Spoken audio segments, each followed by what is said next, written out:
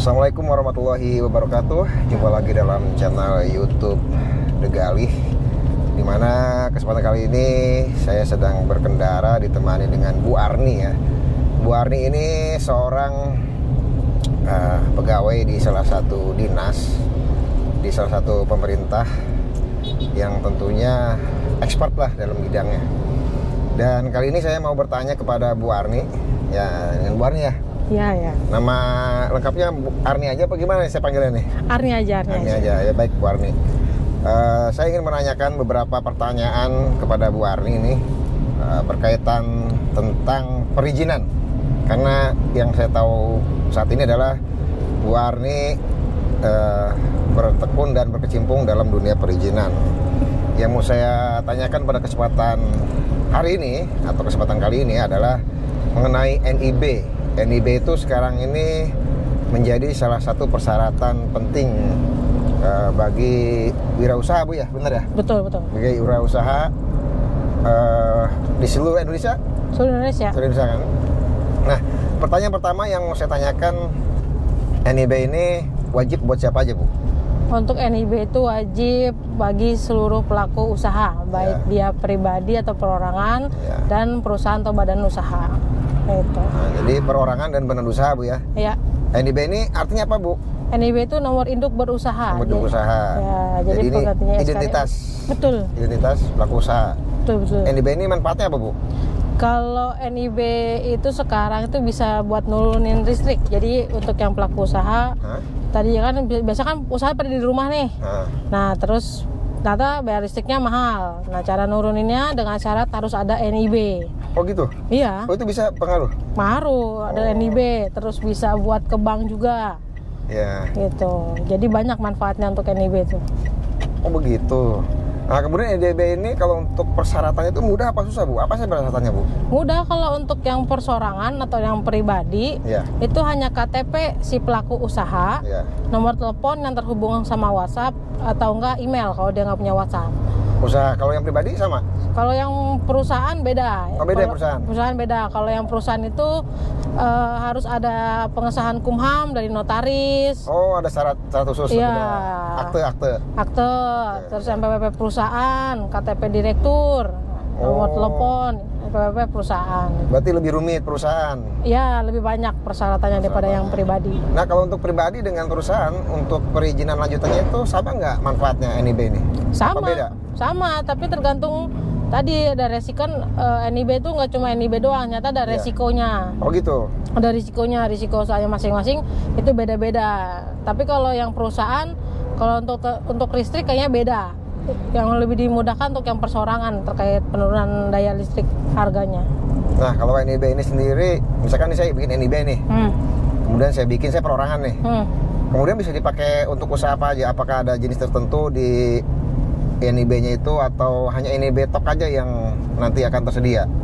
Enggak, kalau untuk NIB itu kayak SKDU, jadi ada usahanya masing-masing. Jadi kalau untuk NIB ada kode di usaha. NIB-nya udah tercantum? Tercantum, nanti ada kode-kodenya. Nah NIB ini kita daftar masyarakat umum kemana, Bu nih? Untuk daftar langsung aja di website oss.go.id. Ya. Tapi ada juga aplikasinya Pak di Play Store atau di App Store. Ya, tinggal download aja OSS Indonesia kalau nggak salah. Ya. Jadi kalau kita bikin NIB persyaratan terpenuhi. Nah, kemudian ketika kita milih usaha, di situ tuh udah ada ya? Apa namanya, Bu? Kode-kodenya. Kode-kodenya ya. Udah tertera. Tinggal kita cari yang lebih spesifik yang mana. Kalau nggak yang nggak ada yang spesifik, cari yang mendekati. Itu apa namanya? KLBI atau apa tuh, Bu? KBLI. Itu arti ya panjangnya itu klasifikasi baku lapangan usaha Indonesia. Nah, yang persorangan dengan yang non persorangan sama? Sama, kodenya masing-masing sama. Nah, kemudian yang saya tahu nih ada UMK ya? Dan non UMK. Nah, perbedaannya apa, Bu tuh? Kalau UMK non UMK tuh dibedainnya dari modal usaha. Ya. Atau nilai investasi. Jadi kalau yang UMK itu nilainya dari 5 miliar sampai 500.000. Nah kalau kayak warung-warung gini nih yang di jalan-jalan nih sekarang nih, nah itu dia UMK apa non UMK? Dia masuknya ke UMK kebanyakan Pak. UMK kayak yang sembako kan? Iya sembako tuh warung-warung makan nih iya, di jalan nih. Itu UMK kebanyakan, modalnya itu cuma sampai 100 juta. Mereka itu kebanyakan.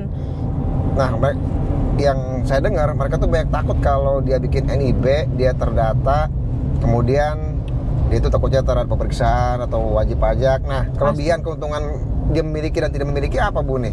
Ya kalau dia bahasanya kayak KTP-nya sih legalitas si usaha dia sendiri gitu. Kalau NIB makan, kalau yang nggak punya berarti bukannya legal ya, bukannya ilegal, legal juga, cuma lebih sahnya lagi tuh harus ada NIB gitu, terdaftar di negara. Baik. Usahanya gitu. Tapi kalau yang banyak sih pada bingungnya di NPWP. Kenapa itu? Kan kena pajak Pak.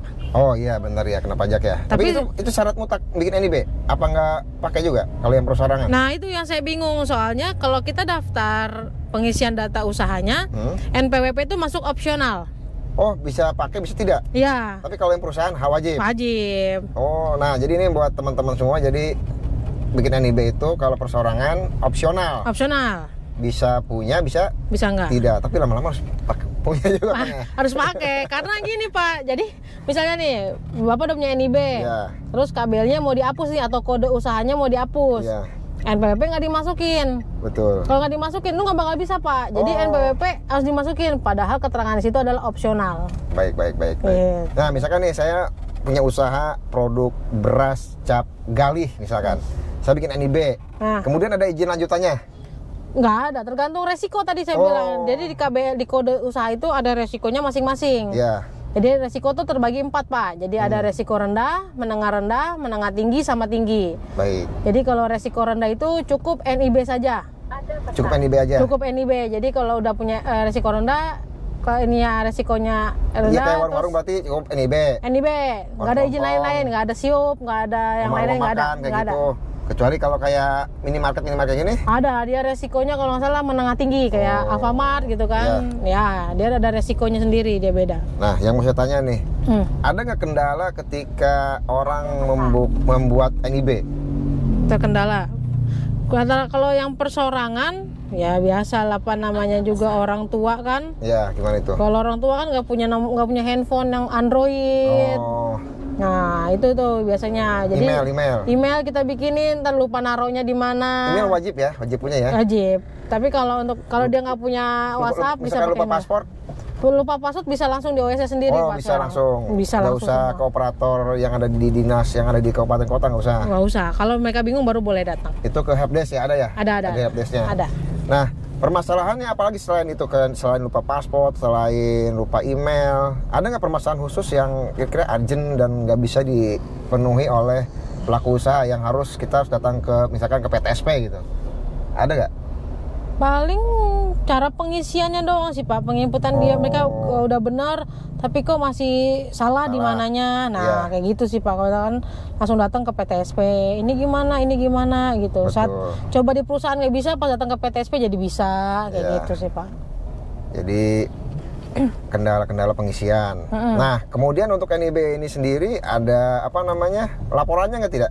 Kalau untuk laporan itu ada laporan itu ada yang per semester sama triwulan. Tapi dibagi Pak. Kalau yang per semester itu untuk UMK. Nah UMK-nya itu bukan mikro ya. Jadi yang mikro itu dari 1 miliar sampai 500.000. Dia nggak laporan LKPM. Jadi nggak laporan 500.000 sampai 1 miliar? Ya. Itu nggak usah laporan? Nggak usah laporan LKPM. Tapi kalau di atas 1 miliar dia wajib laporan? Tiap 3 bulan? Kalau yang UMK itu yang kecil sampai 1 miliar sampai 5 miliar itu per semester. Per semester itu berapa lama? 6 bulan. 6 bulan, per 6 bulan. Per 6 bulan. Bukan per 3 bulan ya? Iya.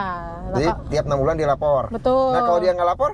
Nah kalau 3 kali berturut-turut tidak laporan, nanti dia akan dibekukan izinnya. Oh, jadi rugi. Tapi kalau dia 2 kali lupa, kemudian dia lapor, enggak? Enggak, yang penting jangan 3 kali berturut-turut ya. Waduh, repot juga ya ternyata. Iya, makanya. Nah kemudian yang dilaporin kira-kira apa tuh Bu, bocorannya nih yang Ibu tahu gitu, kalau laporan NIB ini apa kira-kira? Kalau untuk LKPM itu laporan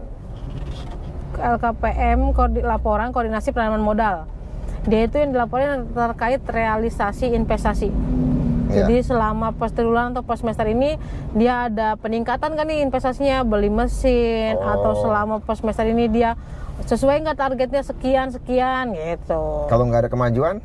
Kalau masih tetap sama ya nggak apa-apa, yang penting dilaporin. Kalau dia nihil, nggak jualan, nggak operasi? Tetap laporan tapi nihil. Nihil? Iya. Intinya tetap laporan walaupun dia nggak operasi? Iya, nihil. Baik. Kemudian misalkan nih pindah alamat, saya buka usaha di Tangerang, kemudian saya pindah alamat ke Jakarta, apakah NIB-nya berubah? NIB tetap nggak berubah, NIB 1 yang rubah alamatnya doang. Jadi update aja? Iya. Baik. Terus saya mau tanya nih Bu, ada nggak permasalahan yang paling sulit Ibu ketika membantu masyarakat umum berkaitan dengan NIB ini? Yang sulitnya banyak sih sebenarnya. Nah, diantaranya? Yang paling sulitnya itu kita nggak dapat jawaban terkait masalahnya mereka gitu Pak. Jadi saat KBLI kayak tadi itu udah pelaku usaha, lokasinya mungkin bukan di kabupaten ya, karena kita ada melayani dimanapun, nanya, ternyata dia buka di Bali. Usaha dia tuh perdagangan minuman, agen lah bahasanya. Ternyata di Bali tuh tidak boleh KBLI itu. Oh gitu, ada KBLI nggak boleh di satu daerah? Ada, jadi daerah tertentu yang kayak seperti Jakarta, itu ada beberapa ya wilayah Jakarta ya KBLI tersebut nggak boleh. Sesuai dengan RDTR-nya masing-masing. Jadi ada ketentuan masing-masing tiap daerah. Itu yang paling bingung tuh di situ. Baik. Salah satunya contohnya. Kemudian mengenai sistem, ini kan sistemnya dari pusat Bu ya. Karena Ibu ada di daerah. Ada nggak kendala terhadap sistem itu sendiri? Banyak tuh, nggak lama. Banyak. Di antaranya Bu? Kalau lagi ngeblank, itu kita nggak tahu ngehubunginya ke siapa. Ngeblanknya gimana maksudnya?